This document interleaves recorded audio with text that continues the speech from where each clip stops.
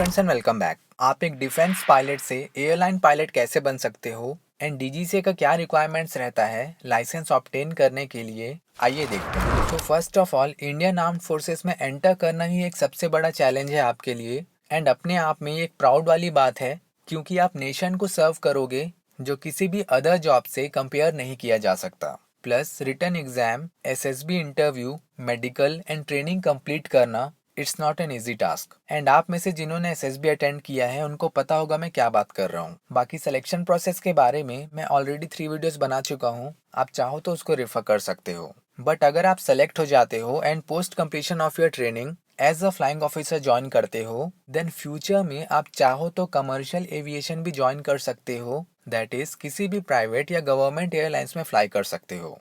लेकिन उससे पहले आपको ये पता होना चाहिए कि आर्म्ड फोर्सेस ज्वाइन करने के बाद रिटायरमेंट और रिजाइन लेना इज नॉट इजी एंड ये टोटली डिपेंड करता है कि आपने किस कमीशन में ज्वाइन किया है, that is short service commission और परमानेंट कमीशन। क्योंकि शॉर्ट सर्विस कमीशन में आपको मिनिमम 10 ईयर्स तक कंपलसरी सर्व करना ही है, जिसके बाद आपके पास 3 ऑप्शंस रहते हैं। फर्स्ट, आप चाहो तो रिटायरमेंट ले सकते हो। सेकेंड, आप चाहो तो एक्सटेंड कर सकते हो अपनी सर्विस 4 ईयर्स तक मैक्सिमम। थर्ड, आप परमानेंट कमीशन के लिए ऑप्ट कर सकते हो depending upon your performance and arm force requirements. Next, permanent commission में आपको कंप्लीट रिटायरमेंट की एज तक सर्व करना होता है एंड फ्लाइंग ब्रांच के लिए ये एज लिमिट 52 से 56 ईयर्स के बीच रहता है depending upon your rank. But इसमें आपके पास एक और ऑप्शन रहता है, प्री मैच्योर रिलीज का under voluntary retirement scheme. And ये सिर्फ स्पेशल सर्कमस्टेंसेस और ग्राउंड्स के बेस पे दिया जाता है, क्योंकि इसके लिए आपके पास एक वैलिड रीजन होना चाहिए कि आप क्यों विड्रॉ करना चाहते हो।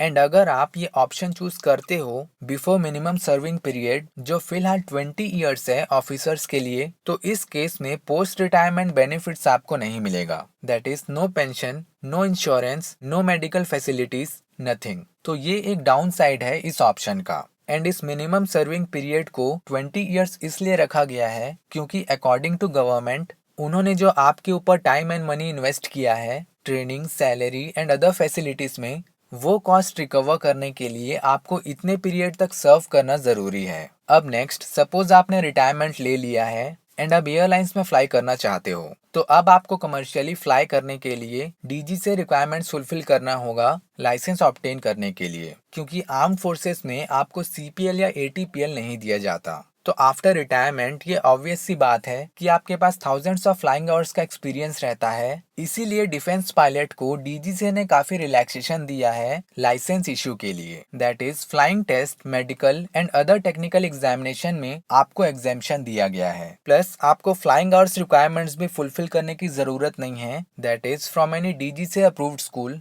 जो आपको नॉर्मली करना पड़ता है। लेकिन जितने भी रिक्वायरमेंट्स मेंशन्ड हैं एयरक्राफ्ट रूल 1937 में, उसके लिए आपको डॉक्यूमेंटेशन प्रूफ देना होगा, मतलब आपको डिफेंस फ्लाइंग का डिटेल्स देना होगा। इन एडिशन आपको नॉलेज एंड स्किल रिक्वायरमेंट्स भी फुलफिल करना होगा इंडिविजुअली फॉर सीपीएल एंड एटीपीएल, जिसका डिटेल मैं सिंपल वे में बताने की कोशिश करूंगा। तो सीपीएल के लिए आपको air regulations and composite paper pass करना होगा, प्लस टेक्निकल स्पेसिफिक भी आपको क्लियर करना होगा depending upon your type of aircraft. In addition आपको स्किल टेस्ट भी क्लियर करना है, that is general flying test by day and night within preceding 6 months on the date of application. Next, ATPL के लिए आपको written and oral exam pass करना होगा, air regulations, composite paper plus technical specific exam भी clear करना होगा depending upon your type of aircraft. And इसमें भी आपको स्किल टेस्ट पास करना है, that is GFT by day and night within preceding 6 months on the date of application. लेकिन अगर आपके पास ऑलरेडी वैलिड सीपीएल है विथ मल्टी इंजन रेटिंग, तो ये स्किल टेस्ट क्लियर करने की आपको जरूरत नहीं है। एंड ऑब्वियसली इन एग्जाम्स में अपीयर होने के लिए आपको कंप्यूटर नंबर भी लेना होगा जैसे आप नॉर्मली लेते हो। नेक्स्ट, आपको एसपीएल ऑब्टेन करना पड़ सकता है before commencing flying training on any civil registered aircraft, अगर आपने पहले कोई सिविल लाइसेंस ऑब्टेन नहीं किया है उस केस में। नेक्स्ट, आपको एफआरटीओ लाइसेंस ऑब्टेन करना होगा, मीन्स फुल आरटीआर एग्जाम आपको क्लियर करना होगा, that is part 1 and part 2 दोनों क्लियर करना होगा। नेक्स्ट, आपको ईएलपी भी ऑब्टेन करना होगा विथ मिनिमम लेवल 4, लेकिन अगर आपके पास 1500 आवर्स का फ्लाइंग एक्सपीरियंस है तो आपको एविएशन इंग्लिश ट्रेनिंग करने की जरूरत नहीं है, जो आपको कंपलसरी करना पड़ता है ट्रेडिशनल पाथ में, जिसका डिटेल मैंने इस वीडियो में बताया था। तो इन सब रिक्वायरमेंट्स को फुलफिल करने के बाद आपको लाइसेंस इशू कर दिया जाएगा एंड अब आप किसी भी एयरलाइन में अप्लाई करने के लिए कम्प्लीटली एलिजिबल हो एंड सभी एयरलाइंस आपको प्रेफरेंस देंगी